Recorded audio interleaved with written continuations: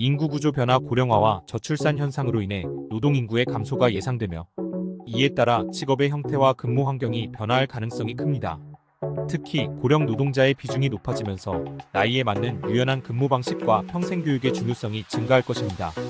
2. 디지털 격차와 기술적 포용. 디지털 기술의 발전은 직업 생활에 큰 변화를 가져오지만 기술 접근성과 교육 수준에 따른 격차가 문제가 될 수 있습니다. 모든 계층이 기술 발전의 혜택을 고르게 받을 수 있도록 기술적 포용이 중요한 사회적 이슈가 될 것입니다. 3.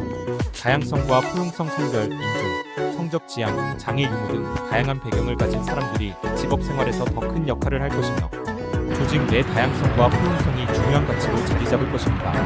이는 조직 문화뿐 아니라 고용 정책과 일터의 구조적 변화에도 영향을 미칠 것입니다. 4.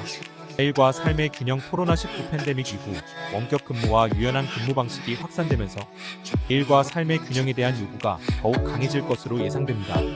이는 주 4일 근무제, 유연 근무 시간제와 같은 제도의 확산을 촉진할 수 있으며 근로자의 삶의 질이 직업 선택의 중요한 요소로 부상할 것입니다.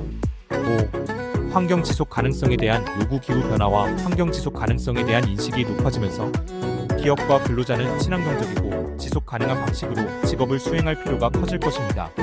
이는 그린 직업의 성장과 함께 직업 생활 전반에서 환경 친화적인 관행이 요구될 가능성이 큽니다. 공동체와 협업의 변화. 글로벌화와 디지털 기술의 발전으로 국경을 초월한 공동체가 강화될 것입니다. 이는 글로벌 팀의 협업이 일반화되고 물리적 장소에 구애받지 않는 가상 공동체와 협업 환경이 확대되는 방향으로 변화할 가능성이 큽니다. 개인의 직업 활동이 단일 기업 내에서 이루어지기보다는 다양한 프로젝트나 네트워크를 통해 공동체 기반의 협력적 활동으로 확장될 것입니다. 7. 정신 건강과 웰빙에 대한 관심 증가. 직업 생활에서의 스트레스와 정신 건강 문제는 사회적으로 점점 더 중요한 이슈가 되고 있습니다. 특히 2040년에는 직무 스트레스 관리, 정신 건강 보호 프로그램, 웰빙 증진을 위한 제도적 지원이 직업 생활에서 핵심적인 부분이 될 것입니다.